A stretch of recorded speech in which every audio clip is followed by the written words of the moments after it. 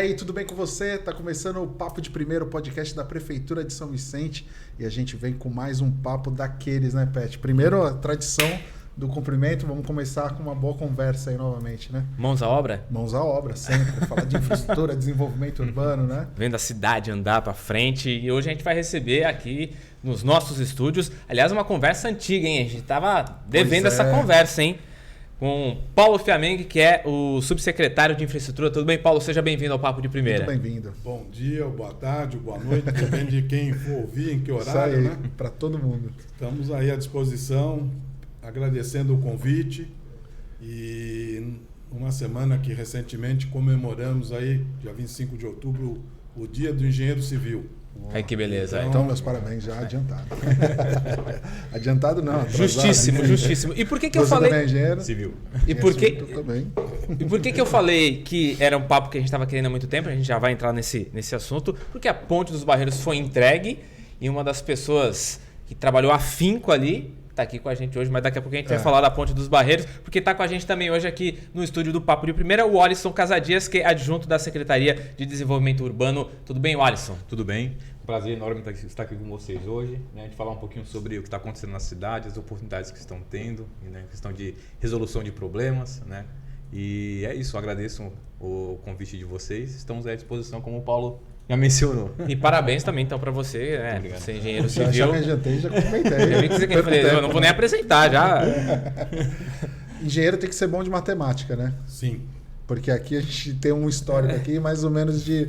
Jogamos aqui um desafio de tabuada, não deu muito certo. Eu fujo da matemática.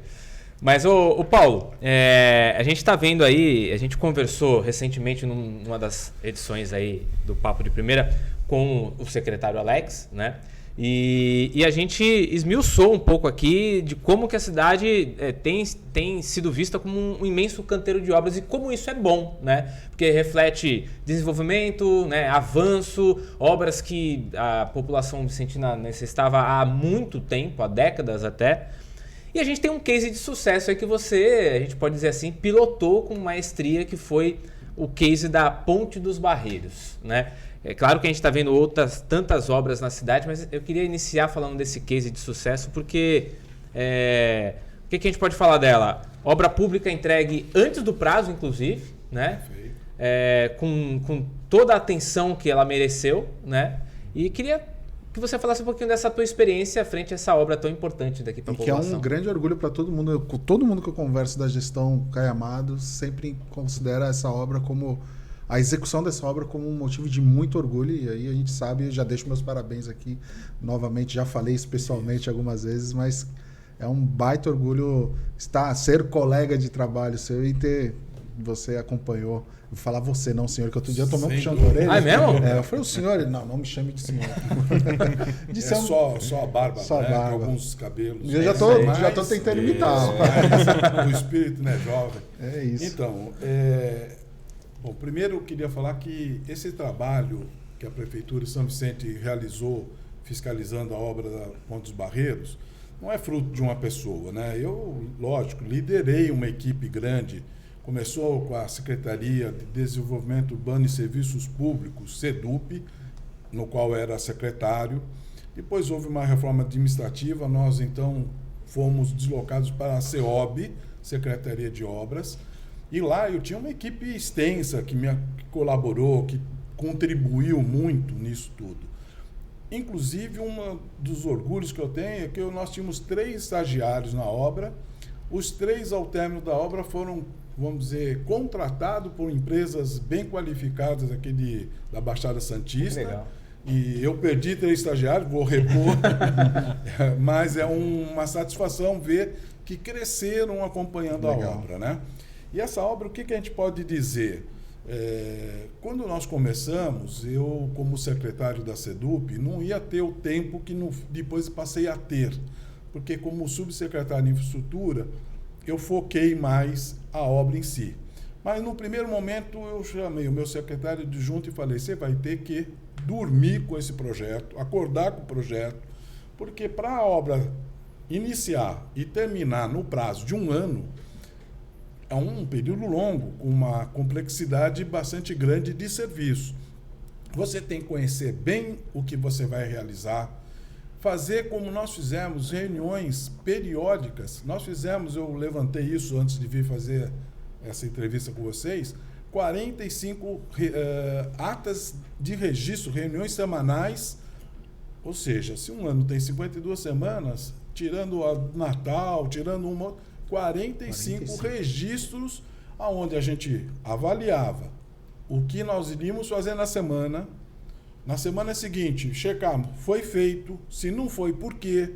Como é que ia se recuperar esse prazo, caso não tivesse, ou por chuva, ou por falta de entrega de materiais. Nós estávamos num período de pandemia com uma série de dificuldades de recebimento de materiais. E a própria complexidade da obra. Então, cabe aqui o meu agradecimento à equipe da CEOB, a pessoa da secretária Vanessa, que foi fabulosa, que quando incorporou isso na sua secretaria, me deu todo o apoio necessário, aos engenheiros, arquitetos. Eu não vou nominar, porque senão posso falhar sei o nome de todos, mas algum poderia ficar de fora. Então, é um trabalho de equipe. E como é que a gente terminou bem e no prazo?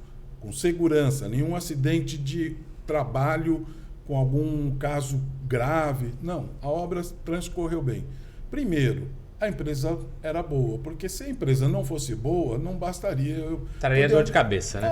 Eu podia me desdobrar tentando fazer o melhor possível pela prefeitura, mas se a empresa não fosse boa, não ia acontecer. Agora, evidente que ela percebeu que tinha um respaldo, uma retaguarda. Sim. Eu recebi, acho que um elogio indireto, quando um colega, o rapaz que era o engenheiro responsável pela Jato Beton, ele agora está numa ponte em Florianópolis, Santa Catarina. E ele falou: Paulo, está faltando um Paulo aqui. Eu falei: poxa, por quê? O cara é indeciso, o cara não toma decisão, Por quê?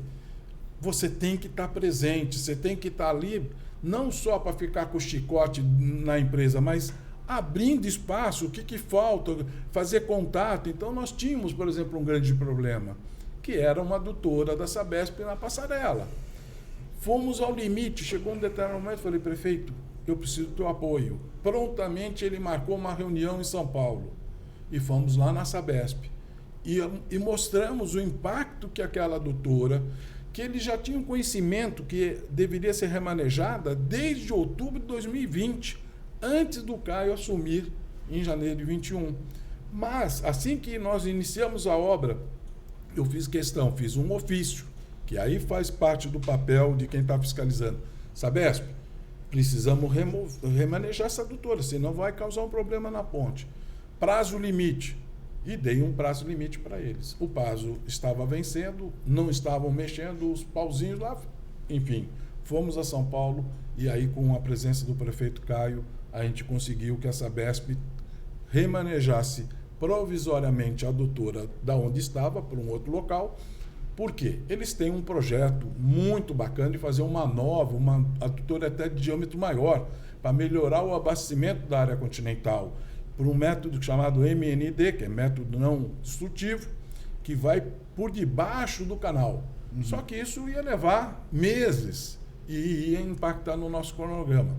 Então, a gente impediu que isso viesse a ser um problema. E aí nós tínhamos 217 estacas para recuperar, com equipe de mergulhadores, com todos os problemas. Então, nós tivemos até, num determinado momento, montamos uma câmera hiperbárica para, caso tivesse algum problema, não tivesse tempo entre um eventual acidente, saiu, já ficava no próprio canteiro de obra, a pessoa já ia receber uma dose de oxigênio. Então, enfim. São aqueles detalhes, os bastidores da obra, que muita gente às vezes desconhece. Né? E que quando ela termina bem, muitas vezes acaba sendo esquecido, mas o que tinha de chance nesse meio do caminho não é uma obra fácil. Não era fácil. Nós tínhamos que fazer uma obra para fazer a obra. Nós, por debaixo da ponte, sem que a população percebesse, nós fizemos uma plataforma de treliça e madeira por debaixo de toda a ponte, para poder executar o serviço nas vigas que era onde nós teríamos que recuperar. Para você ter essa estrutura, ela por si já era uma obra em si, porque tinha que ter estabilidade, iam ter funcionários ali trabalhando com martelete. Normalmente, martelete, se a gente vê na rua, o cara está ali com ele pro chão. Ele trabalhava para cima do ombro, porque ele estava na plataforma e ele tinha que fazer isso nas vigas, nas longarinas, nas travessas. Então, era um serviço também diferenciado, com alguns impactos, assim, que a gente... Quanto tempo ele vai resistir? Evidentemente, já tinha tido uma obra anterior ali, a emergencial, que serviu de referência. Mas a emergencial era uma pequena parcela do que foi a nossa obra. Eles fizeram 52 estacas, nós fizemos 217. Nós tínhamos 5 vigas longarinas de 620 metros. Eles fizeram apenas um trecho de uma dessas. Então, nós fizemos praticamente todas as... A anterior foi bem pontual mesmo. Bem pontual, porque era só para permitir o uso do tráfego restrito e por um período que foi, vamos dizer, tinha a obrigação de fazer a definitiva logo em seguida. Uma coisa que a população acaba perguntando é se essa obra, em quanto tempo essa obra tem uma vida, vamos dizer assim, uma útil, garantia, né? Não sei se esse seria o termo. Tem um tempo, seria quanto? Então, nós temos, normalmente, são duas coisas distintas. A obra em si tem uma garantia de 5 anos, né? Certo. Que esse é o prazo que quem executa uma obra de construção civil tem que responder. Falando mais de contrato, né? Isso. Tá. Agora, o concreto e esse trabalho que nós fizemos é para 30 anos, para a gente voltar a pensar em fazer alguma outra coisa. Ela depende de alguns fatores, depende do tipo de agressividade que você vai ter, que lá é um ambiente agressivo, porque ele está, vamos dizer, tanto que a gente percebeu que algumas estacas sofreram mais do que outras em função da posição, ventos dominantes, tem ali a água, vamos dizer, ali é estuário, então uma água salina, então tem uma série de componentes que são mais agressivos do que o normal. Mas então é para a gente pensar agora e ficar mais 30 anos, pelo menos, sem problema. E tem um período de manutenção ou de fiscalização regular? Sim. Existem 3 tipos de manutenção que se dá. Um que é anual, é visual. Você passa com o barco lá, vê se não está tendo nenhum. Tem um outro que depois vai ser, a cada 5 anos, você já fazer uma inspeção um pouco mais cuidadosa. E depois uma bem mais rigorosa, daqui a 10 anos, em que você possa verificar a reação, realmente se está tudo protegido. Então, existe uma recomendação pelas normas brasileiras que a gente Esse tem momento que aí, obedecer. o que é, Paulo? É teste de carga que está sendo feito? Isso aí é o momento em que a gente pôde certificar, Peterson, que a ponte atendeu às expectativas do projeto. São imagens do Alisson, não é isso? Sim. Então, além de essa... dinheiro, eu o cara já tava droga. até... Muito bom. O Alisson acompanhou lá o teste de carga, foi uma tarde, até acabou se estendendo mais do que o que a própria empresa especializada tinha previsto. Porque a Jato Beton contratou essa empresa que fez os testes de carga na Marginal de Pinheiros, aquele viaduto que caiu, e outras na entrada da Dutra. Então, era uma empresa muito séria. E a nossa preocupação é que o teste tinha que ser realmente fidedigno. Então, o que nós estávamos verificando ali? Tudo que foi projetado, de fato, está acontecendo? A ponte está resistindo a essa... Então, passavam esses 3 caminhões betoneiras em velocidades diferentes, em passagens distintas, depois paravam no centro, que é o trecho mais crítico, e tudo estava com equipamentos de eletrodos, estavam monitorando pelo computador as reações. Então passa 5 km por hora, depois passa 20, com frenagem, enfim, teve uma série, isso tem uma regra de norma para que a gente possa checar e dar garantia que a ponte estava apta novamente ao tráfego pesado. Tanto que serviu para depois encaminhar para a Justiça para que eles liberassem a ponte, porque quando a gente terminou a obra teve um momento que ela ficou liberada com a mesma restrição de tráfego, só para veículos e ônibus. E aí nós mandamos toda essa documentação e pedimos a liberação para o tráfego mais pesado. A carga dela aumentou, né? Aumentou a capacidade de resistência. Ela era para trem tipo 32 e foi para 45. Durante um tempo até muita gente achou que, até retificando, ela foi de 36 para 45. Durante muito tempo a gente falou que era 32 para 45, mas ela já tinha tido, vamos dizer, essa intermediária, né? Então, o fato é que ela aumentou para 45 toneladas em caminhões de 3 eixos, né? É assim que se fala. Enfim, então foi o que a gente pode concluir dessa obra Pontes Barreiros? Por que ela terminou no prazo, com a qualidade desejada, com segurança?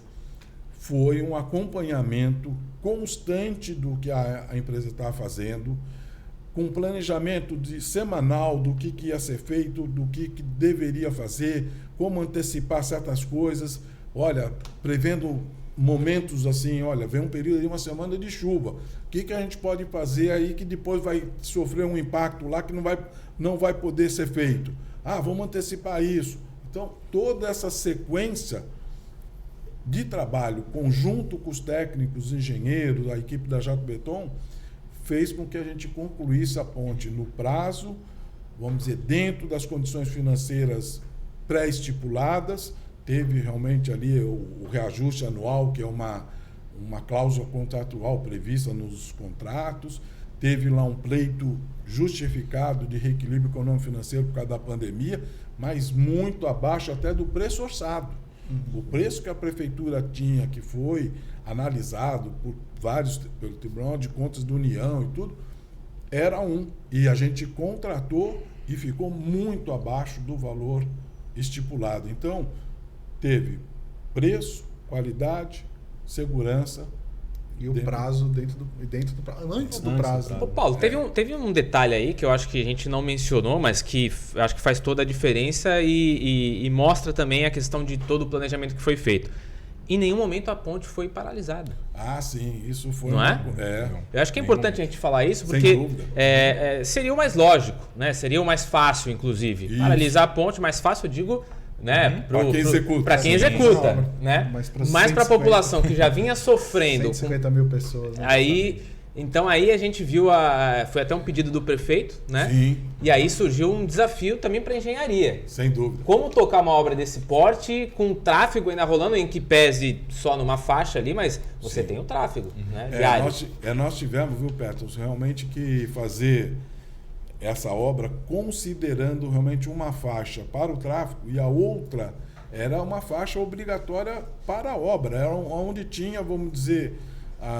toda a estrutura que ia dar suporte para quem estava lá embaixo fazendo a obra. Caminho de serviço, né? Que a gente chama. Então era a parte toda de serviço ali. Você tinha gerador, você tinha betoneira, você tinha, enfim, todos os equipamentos e mesmo transporte, por exemplo, coisas que você tinha sempre. Então o caminhão entrava e voltava de ré, porque era a faixa de serviço não permitia manobra, para garantir que a população, mesmo com um pequeno transtorno da Operação Pari-Siga, que pudesse continuar utilizando durante o período de obra. E aí cabe um elogio específico ao apoio que a gente teve dos agentes de trânsito, a Secretaria de Trânsito, GCM, que depois virou SEDUS, né? Então, que tinha CETRANS e GCM juntos. Por quê? A gente também, mesmo sendo... vamos dizer, mais ligado à engenharia, a gente estava preocupado com os efeitos colaterais. Ou seja, esse pessoal vai ficar parado aí. Qual é o risco? Assalto. Então, a gente teve todo um apoio da GCM e dos agentes de trânsito 24 horas durante esses 365 dias. A gente teve a oportunidade de entrevistar aqui tanto o Alexandre, que agora é da CEMOB, né? Isso. E a gente fez esse elogio a eles, né? E também ao comandante Góes também do GCM, que também a gente... Perfeito. Foi uma obra que tem muito o DNA do que o Caio, do prefeito Caio, fala para o governo, que é a transversalidade, né? A integração das pastas e trabalhando junto. E, poxa, acho que só deu certo porque vocês estavam muito conectados. E a gente até na Secom, né, a gente até gosta de falar, pô, a gente participou um pouquinho. Lógico, também. Kennedy, eu vou falar, eu já citei a CEOB, já citei CETRANS e GCM, você está falando da Secom. Inúmeras vezes eu tinha que fazer contato com vocês e falar, olha, anuncie isso, Sim. por favor. O teste de carga foi um dia que eu liguei pro Kennedy e falei, Kennedy, pô, era para ser das 2 às 4 e vai até às 6. Dá um socorro aí, avisa os meios de comunicação Sim. que a ponte vai... Mas além de vocês, nós tivemos a CEDURB, que na época não estava dentro, mas tinha toda a ação do convênio. Então... Gabriel cuidou muito bem dessa parte. Dentro da Cefaz, toda a equipe do convênio e de pagamento. Porque também, se a gente não paga a obra em dia, a empresa chega e para. Ela não faz no ritmo. Então, a obra teve vamos dizer, uma ação dentro da prefeitura para que a gente conseguisse pagar dentro das condições contratuais. É incrível isso, mas isso exige trabalho. Eu fiz um fluxograma, a empresa faz uma medição, nós temos tantos dias para aprovar, aí vai para essa secretaria, vai para aquela, vai para cá. E a gente foi vendo quantos dias em cada para chegar em 30 dias e pagar a empresa. Uhum. E muitas vezes nós tínhamos que ficar em cima, apertando, porque o prazo estava ou no limite ou até vencendo. Então, as ações de todas essas secretarias. Quando nós fomos começar a obra, eu chamei o secretário de Assistência Social e falei, tem gente morando debaixo da ponte. Você tem que ajudar a tirar, porque senão não começa a obra. Então, aonde você nem imagina que teria uma obra de engenharia, a Assistência Social participou. No meio da obra, para o fim da obra, a saúde, via lá a SAMU, teve um parto, teve um nascimento. É verdade. A pessoa. Quer dizer, então você vê quantas secretarias que não se envolveram de um jeito ou de outro. Por isso que eu falo, não é trabalho de uma pessoa, é um grupo onde, evidentemente, eu tinha lá as minhas responsabilidades, eu sabia disso, o que tinha que fazer, tinha que ficar pensando, olha, o que pode acontecer, antecipando alguma coisa para pedir apoio para um, pedindo apoio para o outro. Às vezes não dava, a coisa acontecia, então nós tínhamos que ser ligeiros na decisão para poder resolver o problema que surgiu de última hora. Você sabe que lá na comunicação, e aí até atestando aquilo que você falou das reuniões semanais, né, a questão do planejamento, a gente brinca até com o Rafa, né, que é o nosso jornalista lá, que o Rafa, ele foi o jornalista que ficou mais envolvido com essas questões da ponte. Eu falei, ô Rafa, tá virando engenheiro aí, tá fazendo estágio lá com o Paulo tá... E aí, porque tem muito... Engenharia tem muito termo técnico, e aí vem aquele desafio da gente transformar numa linguagem que a população consiga entender, né? Sim. E aí foi muito legal, porque ele vira e mexe participava dessas reuniões lá semanais. Pegando esse gancho do Rafa foi engraçado, porque ele me perguntou algumas coisas da alça de acesso. Aí eu mandei um termo, não lembro que termo que era, não sei se era retaludamento ou alguma coisa assim. Aí ele me mandou para confirmar. Aí quando ele me mandou, ele descreveu o que era. Aí eu falei, como é que tu sabe disso? Aí, pesquisei aqui. Né? Então ele já pegou esse feeling, legal, né? De buscar o termo técnico e transformar de uma forma... Perfeito. E tem algumas coisas que são né? curiosas, né? Por exemplo, a gente teve que refazer todas as juntas de dilatação. As juntas são necessárias para você sofrer, vamos dizer, a retração, a expansão, com variação de temperatura, com movimento de veículos.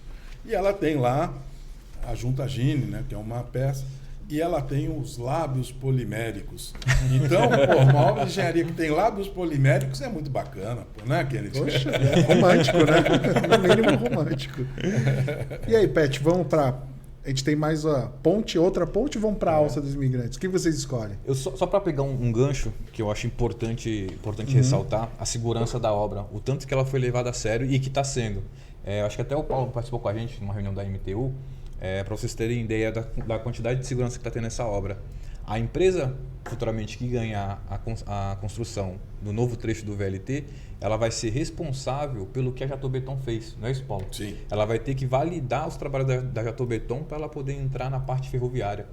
Então, para você ver o nível de segurança que está tendo, né, na ponte. Foi muito bem executada, muito bem planejada e agora muito bem segura, né, com 2, 3 empresas fazendo o aceite da segurança da obra. Né? Só complementando o que o Alisson fala, a ponte, na verdade, é uma ponte única, com um trecho destinado à parte da rodovia e um trecho destinado à ferrovia. O que nos coube como prefeitura foi recuperar toda a parte da ponte da rodovia. Porém, nós fizemos tudo o que foi feito já pensando que viria uma segunda etapa de obra agora pelo Estado para fazer a reforma da ferrovia. Então, tudo que nós estávamos fazendo não se perde, pelo contrário, já está no caminho ou já até foi feito com algum reforço a mais, pensando na segunda etapa que era da ferrovia. Então, quando nós fizemos essa reunião com a MTU, houve um determinado momento que a MTU falou, mas caramba, nós vamos ter que pegar uma ponte que vocês reformaram para dar sequência. Eu falei, exatamente, eu vou te dar o atestado de tudo que nós fizemos e você vai ter a garantia que isso que nós fizemos servirá e será complementada por vocês. Então, é o que está agora, nós estamos agora fazendo esse contato com a MTU, exatamente, para que essa próxima etapa deles parta do conhecimento que foi feito na nossa etapa. Só essa transparência, toda essa validação imagino que já reduza ainda mais o prazo, porque imagino o tempo que teria que entender o que foi feito na outra obra para depois começar. Já está ali, está tudo aberto. Mastigadinho ali, né? Já está sensacional. Que tem que ter um casamento, né? Ele chama de entregar um as-built para ele. É o que foi feito, porque eles já têm um orçamento completo da reforma da ponte. Né? Só que como a gente já executou em cima do que eles já iam executar, então eles vão fazer uma supressão dessa parte para poder licitar.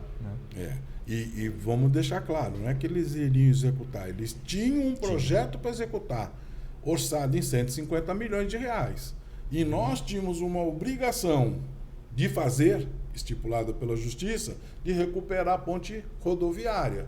Então, não tinha como postergar.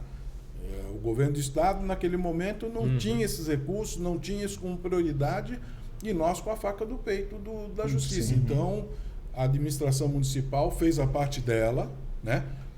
Planejou, elaborou o projeto executivo da parte rodoviária, sabendo que o que nós estávamos fazendo implicaria na parte ferroviária, mas permitindo executar uma obra que desse segurança na parte rodoviária, para que a gente pudesse eliminar esse risco e essa imposição como teve durante um período aí que a ponte ficou completamente interditada, com transtornos enormes. As pessoas dando uma volta muito maior, pagando até pedágio, e perdendo 40 minutos de ida, 40 no retorno, a mais de quem já é tão sofrido, desgastante nesse, né, de ir de casa para o trabalho, né? Então, acho que o 150 trabalho... mil habitantes, 150 mil. Gente. Muita gente que depende aí dessa ponte para trabalhar, e a gente cansou de ver mãe com criança no colo, idosos, enfim. Então, foi realmente uma virada de chave muito importante. Você sabe, Petros, uma coisa também que ficou bacana, aí foi quando o nosso procurador, ele estava começando a articular a apresentação dos documentos para o juiz para pedir a liberação. Aí ele falou, puxa, mas ele tem que ter o termo de recebimento. Eu falei, mas eu vou emitir. Ele falou, mas nunca teve em São Vicente, as obras não têm o termo de recebimento. Eu falei, mas essa obra eu garanto que terá, porque nós estamos seguros do que nós fizemos. Exatamente. Então, nós emitimos o termo de recebimento provisório, que era toda a obra estrutural que permitia, e depois o definitivo, um mês depois, por causa da pavimentação asfalto-borracha. Então, a obra, também de forma, entre aspas, excepcional, ela teve o termo de recebimento emitida por quem de direito ou por quem responsável, né? E você vê como são Até a as autoridade coisas. estranha esse novo momento, né? Da cidade, da gestão, né? Como assim? Você está fazendo tudo certinho, né? Vamos de uma ponte para outra para a gente Bora, vamos explicar lá. para a população o que está acontecendo também. A Ponte Pêncio começou agora, vai passar por uma reforma, né? Isso. Acho que a última reforma foi quando? Foi em 2015, 2015. né? 2015. Encerrou em 2015, acho que 2012 a 2015. Sim. E aí, essa é uma obra que ela não é tocada pela prefeitura, mas ela também vai ter esse acompanhamento, é isso? Sim. Ela é uma ponte, eu vou ainda falar sobre isso, depois eu vou dar a palavra para ele falar de acesso e tantas outras coisas. O Alisson está... A Ponte Pêncio vontade, é Paulo. de, Esquenta de comigo não, jurisdição. Bota pra professor, fora, né? bota pra fora todo esse conhecimento. Professor, a gente assiste como uma aula, né? Então, a Ponte Pêncio ela é de jurisdição do DER de São Paulo. Certo. Ela que contratou essa obra, ela que vai fiscalizar oficialmente e nós somos intervenientes. Por quê? O impacto da obra sobra para nós, do município, né? E até a necessidade de apoio, de trânsito, segurança, eles solicitam a nós. Então, é um pouco diferente da Ponte dos Barreiros, que a obrigação da fiscalização era da prefeitura. Nesse caso, nós não temos essa obrigação contratual, mas nós vamos acompanhar. Como agora iniciamos segunda-feira, e eu fiz questão, eu tomei a iniciativa, convoquei o DR, pedi para eles convocarem a Concrejato e fomos fazer uma reunião na ponte. Olha, segunda-feira vai começar às 20 horas a interdição da ponte. Fizemos lá a troca de celular, número de um de outro, para uma emergência, formamos o grupo que hoje, infelizmente ou felizmente, tudo é grupo de WhatsApp, Grupo de né? WhatsApp. Então é mais um, mas é importante para a gente ter agilidade de comunicação. O que eles vão fazer nessa ponte? É um trabalho um pouco mais leve, um inferior a esse que foi anterior, que envolveu a parte mais estrutural. A reforma agora é uma revitalização. Eles vão trocar todo o piso do tráfego, vão pôr um novo piso de madeira, vão trocar os gradis, o guarda-corpo que separa as passarelas da área de tráfego de carro, que ela está totalmente danificada, com corrosão em estado avançado, enfim. Vão fazer manutenções pontuais em pontos de corrosão da estrutura metálica e numa parte de cabo de sustentação. Então, uma obra de 8 meses de execução.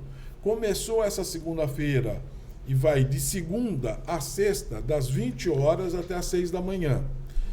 Nesse período, eles interditam a parte de tráfego, porque eles estão fazendo um paliativo, eles estão fixando melhor o piso atual da própria ponte, porque ela está com muito piso ou quebrado, danificado, ou com os parafusos soltos, ruído elevado.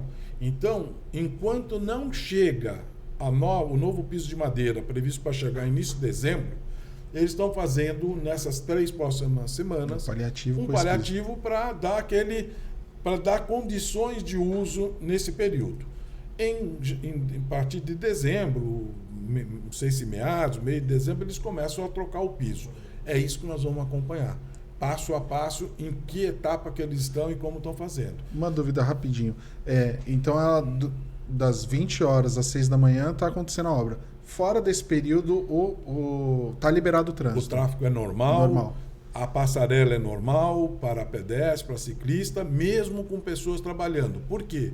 Eles já estão trabalhando durante o dia na identificação dos pontos de corrosão, fazendo raspagem. Uhum. Então, quando eles começarem um trabalho mais forte na passarela, vai ficar uma totalmente liberada para pedestres e ciclistas. E depois inverte. Entendi. Agora, das 20 horas às 6 da manhã, Totalmente para o tráfego da pista. O tráfego é interrompido. Então, é uma condição, nós vamos ajustando. Feriado não vai ter, porque também a gente sabe da dificuldade das pessoas que usam a ponte para viajar, para ir... Mas, enfim, nós, prefeitura, estamos acompanhando e vamos ficar sendo, vamos dizer, o apoio à fiscalização do DR, porque o interesse é nosso. A ponte Sim. está dentro do nosso município, atende os nossos munícipes, então eu acho que... Além de ser um baita cartão postal, um símbolo da emblemático. nossa cidade, Sim, né? sim. Ela é centenária, né? A ponte, por incrível que pareça, não sei se vocês sabem, ela teve a sua origem para um outro motivo. Foi por Saturnino de Brito, né? O grande engenheiro sanitarista que fez aí toda a solução aqui de drenagem e esgotamento sanitário aqui de Santos, São Vicente, que estava com um problema gravíssimo no início do século XX, fim do século XIX. Então era para permitir que um tubo de esgoto atravessasse a ponte para lançar o esgoto na ponta da praia, lá na Praia Grande, no Canto do Forte, porque não podia lançar aqui na Bahia. Então eles tinham uma elevatória, que é onde existe hoje ali no Zé Menino, ali uma elevatória de esgoto, e um recalque que ia dar, vamos dizer, no oceano. E depois ela, lógico, foi transformada. Mas é uma ponte emblemática, bonita, que merece, inclusive, depois dessa reforma, nós estamos procurando aí, o prefeito lançou uma ideia muito boa. Vamos procurar amadurecer, depois ele lança aí. Eu já estava achando que ele ia soltar um spoiler aqui, né? Não, quase. Chegou na ponta e... Eu segurei também. Mas, Paulo, Opa, eu queria abordar contigo o seguinte aspecto, tá? Quando houve toda aquela notificação que o prefeito fez junto ao governo do estado, cobrou. Aliás, o Caio já vinha apontando esses problemas de falta de manutenção na ponte antes mesmo de ser eleito, né? Então, e aí, curiosamente, assistindo as reportagens, quando o governo do estado, enfim, teve aqui em São Vicente, né, o secretário João Otaviano, né, secretário de Logística e Transporte do governo do estado, anunciando essa reforma, eu lembro de ter ouvido uma jornalista falar, poxa, mas de novo vai reformar? Será que é o fim das reformas?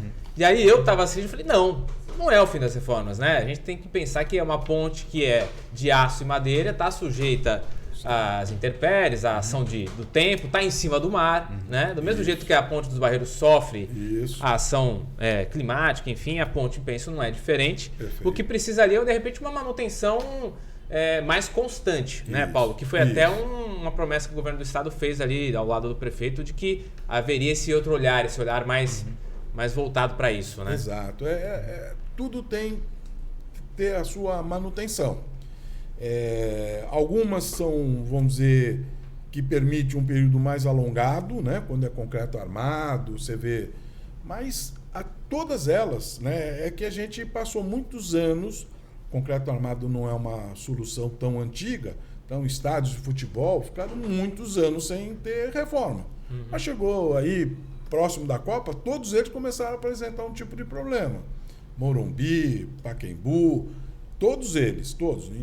E aí, por quê? Porque o próprio concreto tem uma necessidade de uma revisão periódica e refazer alguma coisa que o recobrimento da armadura não está suficiente. Enfim, a ponte pensa a mesma coisa. E ela é um pouco mais delicada porque ela reúne, como você falou, piso de madeira, uma estrutura toda metálica que precisa realmente dessas reformas permanentes e constantes, né? E essa, por exemplo, a gente entende que o prazo de 8 meses será suficiente. Tem tudo para ocorrer dentro do prazo e é uma reforma que a gente percebe, vamos dizer, de menor magnitude, né? A anterior, eles tiveram grandes problemas porque mexeram no cabos de sustentação, no atirantamento. Essa não, essa a gente está cuidando mais da parte de uso mais direto, né? Tanto pelo tráfego, que é o piso de madeira, a parte dos o guarda-corpo, que é, vamos dizer, a proteção das passarelas, né? O Paulo, ele sempre arruma um jeito de dar uma alfinetada no meu tricolor. Falou que até o Morumbi estava precisando de... Você vê? Tá vendo? Ele é palmeirense e arruma sempre um jeito de dar uma Você vê que da Vila Belmiro ele não falou nada. Mas o Alisson tá quietinho aqui, a gente podia falar um pouquinho da alça do Imigrantes. Não, pode continuar, tô só absorvendo. A alça do Imigrantes é outra obra muito importante que vai aliviar, melhorar a qualidade de vida e o trânsito de muitas pessoas, né? Sim, e muito lá no Tancredo, né? para mim, essa é uma das grandes conquistas do Caio, né? Porque muitos não sabem, mas apesar de ser um projeto antigo, essa obra não ia sair. Ela não, simplesmente assim, não iria sair. Existe um TAM, que a gente chama, Termo de Aditivo Modificativo, que é parte da Ecovias, né? De tempos em tempos existe esse TAM e em troca de concessão e outras coisas, a Ecovias faz melhorias nos municípios. E esse TAM envolve toda imigrantes, algumas cidades, e esse ia ficar de fora, né? Apesar da grande necessidade da população, ia ficar de fora. Então o Caio subiu, o prefeito Caio Amado subiu junto com o atual governador Rodrigo Garcia e fez essa solicitação que foi atendida, né? Tanto que foi extremamente rápido assim, o início das obras, porque ela não estava no contrato, teve uma modificação extensa dentro desse contrato para poder incrementar essa obra. Como eu falei, ela não ia sair e hoje ela está ocorrendo. Tá aí, a gente vai tentar, até um pedido do prefeito, a gente tentar abrir, vamos abrir a saída para a parte do verão, né? Que é onde tem chuvas intensas, então a gente tem um problema com o Eduardo Souto, que já vai entrar em obras também. Então, para tentar aliviar para a população, a gente vai tentar abrir, nós vamos abrir um compromisso aqui que eu tenho com o prefeito e com a população, a gente abrir o acesso para a rodovia no Tancredo até dezembro. E essa é uma obra que está sendo tá sob responsabilidade da concessionária, né? Ecovias. Mas há a fiscalização da nossa parte também, né? Então, essa situação da alça de acesso é mais ou menos não, é igual a da Ponte Pêncio, né? A obra é da Ecovias, ela fez a sua contratação pelo meio da sua licitação, né? Contratou a empresa está executando. Então, a fiscalização e a execução é totalmente de responsabilidade da Ecovias, né? Só que, como o Paulo falou também, é nosso interesse da cidade, não só de acompanhar o que está sendo feito, mas também de fiscalizar, né? Eu acho que é um das maiores, como é que eu vou botar assim, características boas do governo. É que acontece, a gente tem um canal muito aberto com a população. Sim. Então, como a gente está sempre na obra, alguns moradores procuram a gente, porque sempre existe dúvidas da obra, né? Então, o pessoal faz alguma coisa ali, o pessoal tem meu contato, me liga. É até engraçado que tem eu chamo ele de fiscal Celinha, né? Lá na Eduardo Dias Coelho, ali perto do Sete Senat. Cara, é incrível. Chegou um caminhão de Aduela, ele tem uma câmera lá na frente, ele me manda foto, manda o vídeo. Tá chegando um caminhão de Aduela aqui. O pessoal participando mesmo. Não, ele manda, depois eu mostro aqui. Ele manda, o pessoal tá escavando só um lado da Gui Sargento. Eu acho que eles não vão fazer o outro. Fala, não, tá bom, vou dar uma olhada, vamos ver. Isso pro outro lado, né? Que falando da obra, a obra em si, elas são 3 trechos distintos, né? Essa que é a obra do Tancredo em si, né? Que é a alça de acesso realmente. É uma obra de Aduelas para acabar com o alagamento da entrada da Manuel de Abreu, ali no KM 65 meio, ali sentido sul, que é na sentido Praia Grande, né? A entrada ali do pessoal. E algumas melhorias nos viadutos, né? Nos baixios lá, que vai ter um taludamento de concreto para melhorar a aparência do local, né? Uma série de intervenções.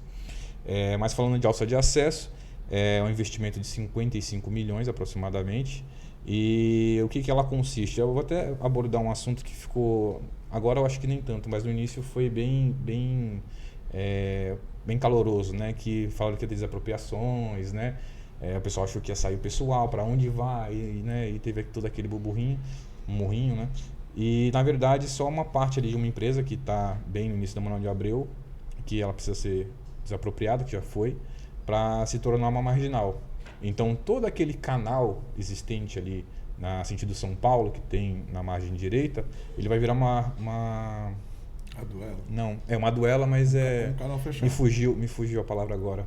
Virar uma via marginal? Uma via marginal, exatamente. Ele vai virar... estão virando dinheiro. Então, ela vai virar uma via marginal. Então, após a conclusão das obras, hoje você entra pela Manuel de Abreu para pegar sentido São Paulo, você tem uma faixa de aceleração, você entra direto. A partir dessa obra, não. A partir dessa obra, você vai pegar a Manuel de Abreu, vai cair numa marginal e você vai sair depois lá no Tancredo, né? Que aí tem essa outra interligação que é a alça de acesso em si, né? E a previsão dessa obra é de quanto tempo?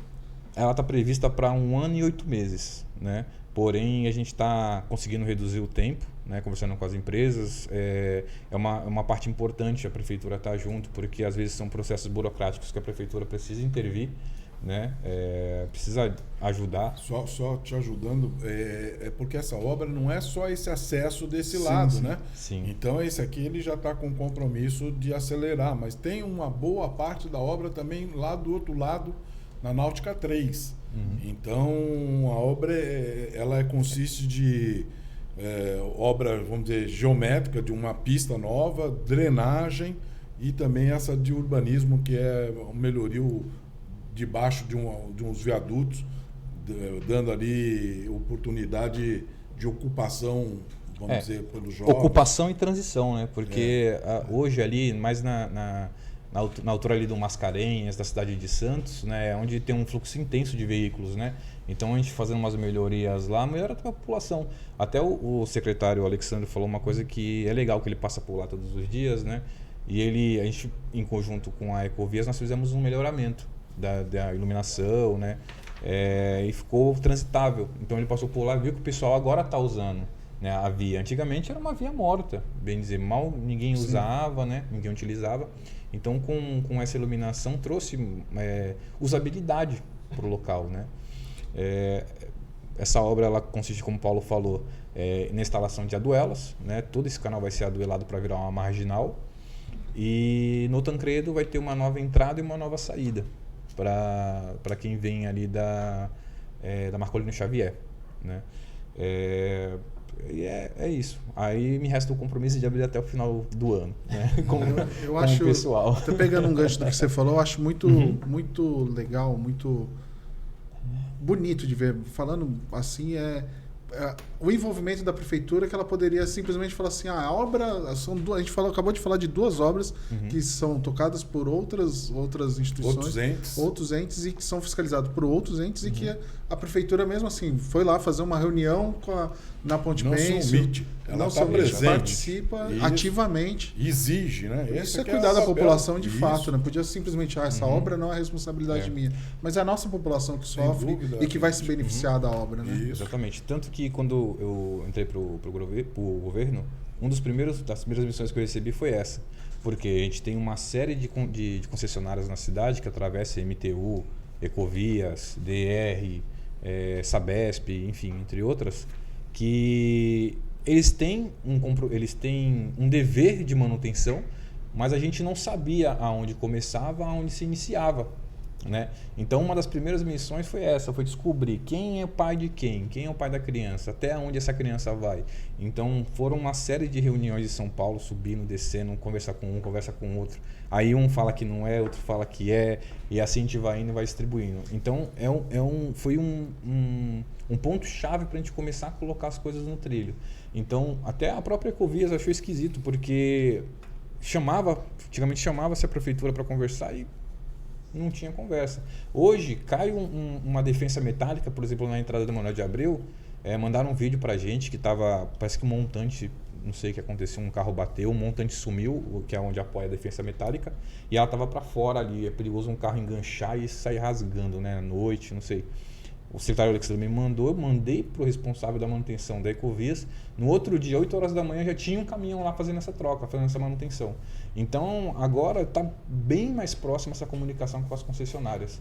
É bem aquele sentimento de cuidado com a nossa cidade. Assim, pô, a reforma está rolando na minha cidade. Como é que eu não vou fiscalizar? Eu quero estar junto, né? Eu quero estar de olho. Exatamente. É que nem uma reforma que está acontecendo na tua casa, você não vai ficar acompanhando? Vai. Sim. E até era uma coisa que eu estava pensando e o Paulo falou também. A gente acaba se tornando os olhos fiscalizadores das próprias concessionárias. Sim. Por exemplo, a concessionária contrata uma empresa para fazer um determinado serviço, só que por algum motivo elas não têm braço suficiente, ou então às vezes ela está ausente ali no momento, acontece alguma coisa, a gente pode passar e ver.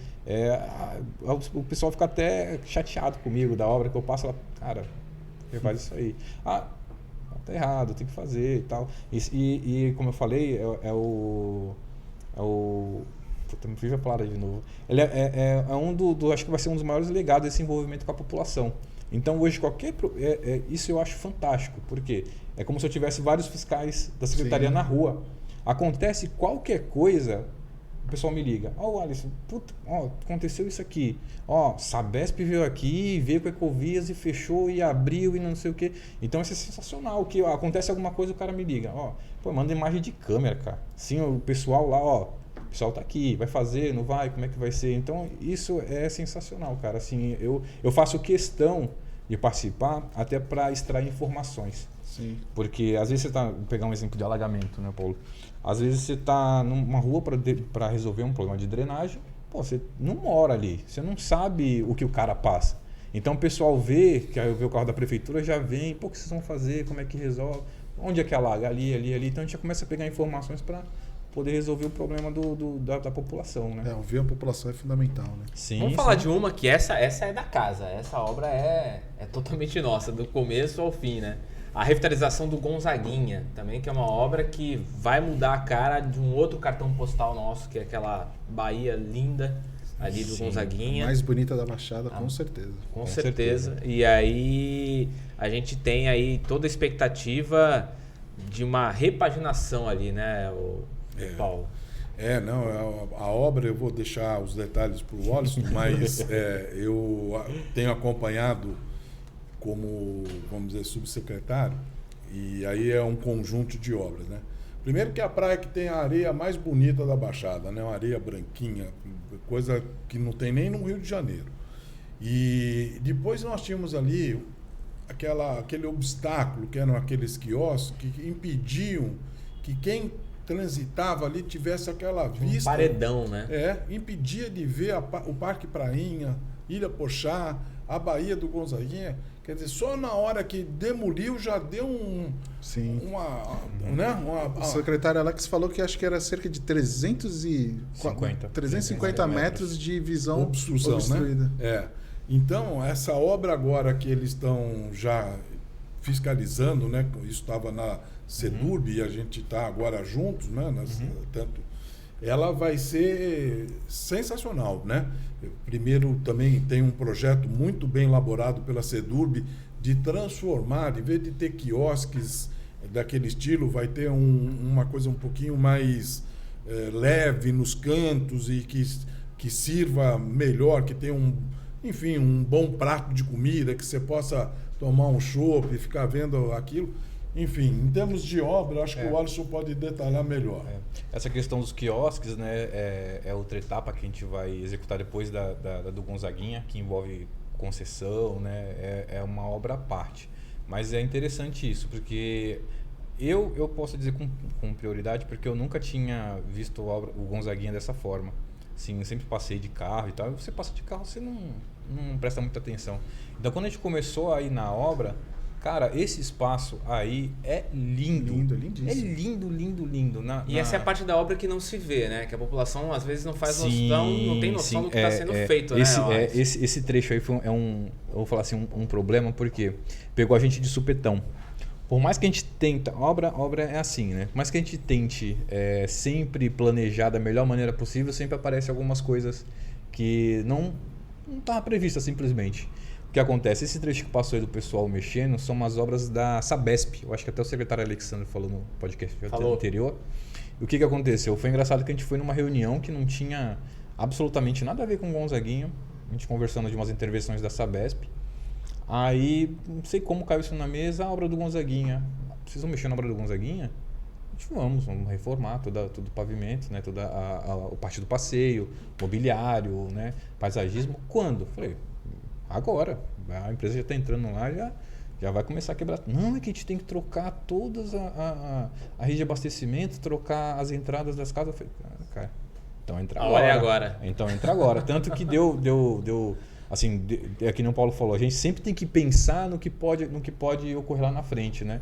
E isso foi uma das coisas. Então foi uma conversa conjunta com a Sabesp, com a empresa que ganhou a licitação, para a gente conciliar as obras, né? O que daria para a empresa fazer? Porque justamente a obra da Sabesp casou com um trecho que a gente iria iniciar as obras, que é esse trecho da 11 de junho até o Gáudio, que a gente chama de primeiro trecho. né? Que daí para frente fica um pouco mais complicado, porque é mão dupla, né? E fica mais complicado. Mas... Complicado, mas eu participei de uma reunião com o secretário Alexandre e com a Sabesp, e que vão fazer agora esse segundo trecho em um tempo menor do que o primeiro, porque a experiência adquirida, as dificuldades que vencemos nesse primeiro trecho vão fazer com que o trecho mais complicado seja feito em menor tempo. Exatamente. Assim, isso que o Paulo falou é interessante, porque assim, apesar das empresas terem experiência com a execução desse tipo de serviço, é diferente o local. Um local é diferente do outro, né? Tem suas características. Então eles acabam aproveitando essa experiência de execução, né? Falando da obra em si, vai ser remodelada toda a orla, né? Já o nosso primeiro passo foi a demolição dos quiosques. Em seguida nós vamos trocar todo o passeio de toda a orla, né? De ambos os lados, e canteiro central também serão refeitos. Paisagismo. O passeio será feito em concreto e mosaico português, um desenho bem bonito, o pessoal fez uma paginação bem legal lá na Cedurbe. E mobiliário urbano também, chuveirinhos, né? Tudo para dar mais conforto, né? E também vai ter uma diversão para a criançada, que é uma fonte interativa na Praça Tom Jobim, né?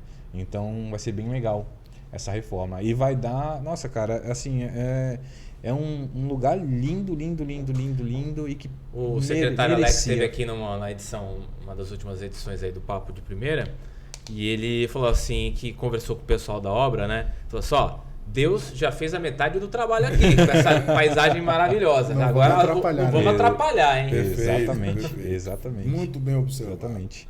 Ali também me fugiu agora, mas quando eu estava falando, os piers também serão refeitos, serão reformulados, piso, mureta, já apareceu um trecho da nova mureta ali. É uma obra assim que vai trazer um turismo muito legal para a cidade e mostrar que São Vicente tem potencial, né? Porque é uma cidade linda, cara, linda, linda, linda, linda. E tá crescendo, tá melhorando, vai atrair mais turismo e mais economia para a cidade também, né?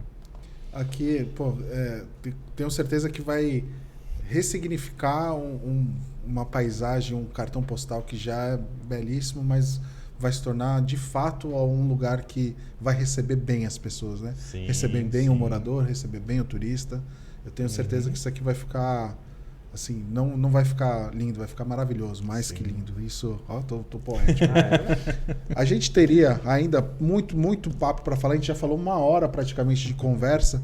Eu queria ver se a gente podia combinar de fazer um próximo episódio falando só de comportas e drenagem. Pode ser assim? Podemos. Que eu acho que a gente vai conseguir abordar num tempo... Não dá para falar em um tempo curto. Perfeito. Já tive uma baita aula complexo, uma né? vez. Fui conversar com o Paulo, tive uma baita aula e é muito interessante o assunto sobre drenagem, sobre as estações elevatórias, etc. Sim. Eu acho que seria muito legal se a gente fizesse... Pode ser assim? Pode. Dá um programa temático fácil. Eu acho que seria um tema de interesse da população. Sim, né? esse tema... Ele é muito importante porque, primeiro, afeta uma boa parte da área insular ali que sofre, a gente sabe disso, a gente está atento. Temos uma obra aí por ocorrer, então acho que era interessante a gente abordar qual é o problema exatamente, quais são as soluções, como é que estamos fazendo, porque a solução ela é custosa, ela é de alto investimento. Então a gente tem que ir implantando em etapa. A população tem que acreditar que a gente está começando, sabe o que está fazendo e que vai chegar ao final dela resolvendo. Então a gente aborda com mais calma num outro. Combinado, então, a gente fazer um episódio só disso. Combinado. Pô, perfeito. Que aí a gente não precisa fazer nada corrido e fica mais completo o episódio. Perfeito. Fechado. Então eu quero aproveitar e agradecer a presença de vocês, que foi um papo, sempre uma aula. A gente já aprendeu aqui, viu, Paulo? A gente já aprendeu de xadrez, de boxe. Aprendeu naquelas, né? Aprendeu a não desafiar um jogador de xadrez. De obras, educação, né? De tanta coisa. E pra gente é sempre uma grande aula que vocês acabam dando pra gente. Muito obrigado, parabéns pelo trabalho, parabéns por todo o envolvimento. A gente vê que vocês são muito envolvidos com o que estão fazendo.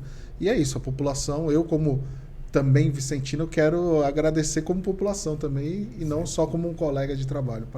Muito obrigado e sintam sempre bem-vindos aqui ao Papo de Primeira pra gente conversar sempre que for necessário, qualquer novidade, tragam aqui pra gente. Nós temos aqui que agradecer a vocês a oportunidade de poder transmitir, né, um pouco o que é o sentimento de uma equipe que está atrás de todos nós lá trabalhando com muito afinco, com muito desejo de transformar a cidade de São Vicente naquilo que o Caio Amado preconiza, do que ele sonha, né? Porque a grande liderança é realmente o nosso prefeito, porque Sim. ele tem realmente um sonho muito forte. E quando a gente sente assim, cai um pouco assim, aquele entusiasmo, ele consegue puxar, é impressionante, e dar aquela injeção. Então a gente está aqui somente transmitindo o que tem essa equipe que vai para campo, que está tendo oportunidade de contribuir com a sua pequena colaboração ou com colaborações maiores, mas nesse sonho que o Caio tem e que eu tenho certeza que ao final vai trazer São Vicente ao que ela sempre mereceu, né? Ser a primeira e mais bela cidade aqui do Brasil. Cara, antes de agradecer, eu vou pegar um ganchinho do Paulo em relação do projeto, parecia um pouco de puxa-saquismo, mas não é. A primeira vez que eu fui numa reunião com o Caio, cara, em São Paulo, a gente teve uma questão técnica lá com o Estado, enfim, e a fiscal estava muito relutante com as soluções que a gente tinha que tomar. Ela tinha até a ver com as obras de drenagem. Muito relutante. Sim, tudo que a gente falava, não dá, não tem como. Cara, ele pegou o celular, sentou do lado dela, assim, então é isso aqui, ó. Ficou, é isso, assim, ó, tá vendo aqui, ó, e dava zoom e mostrava e abria o Google, é isso? Não, tá bom. Aí eu fiquei, caraca, me apaixonei. Eu fiquei, cara, sensacional, cara, assim, é uma força de vontade que eu nunca vi, assim, de resolver problemas, cara. Nunca vi o Caio desistir de algo. É incrível. E assim, com todos, eu conheci o Caio agora, mas com todo mundo que eu falo, a história é a mesma. Então você vê que é uma determinação incrível, cara. Enfim, agradecer o convite. Agradecer o convite. Acho interessantíssimo esses papos de obra. A gente passar isso para a população, porque são coisas que não tá na cara ali, né? Processos burocráticos, né? Problemas que aparecem durante a obra. E é importante explicar isso para a população, né? E a gente se mantém à disposição da população. Se a população quiser entrar em contato com a gente, perguntar sobre alguma obra, alguma coisa assim, a gente vai lá, tira uma dúvida, conversa e a gente fica sempre à disposição. Mas enfim, muito obrigado pelo convite e é isso. Valeu, parabéns, obrigado Paulo, Alisson, pela presença de vocês aqui. Fechamos mais uma. E aproveitando a fala do Alisson, se você ficou com alguma dúvida, quer mandar alguma pergunta? Manda aí nos comentários, a gente faz essa pergunta chegar até eles e responde nos comentários. Não vamos deixar ninguém com dúvida, beleza? Pet, mais um papo daqueles bom, né? Cheio de obras, cheio de paixão pela cidade, cheio de coisa boa, né? E a gente sai mais experiente, né? Pô, tô quase engenheiro já. Valeu, galera. Até a próxima. Muito obrigado. Até a próxima.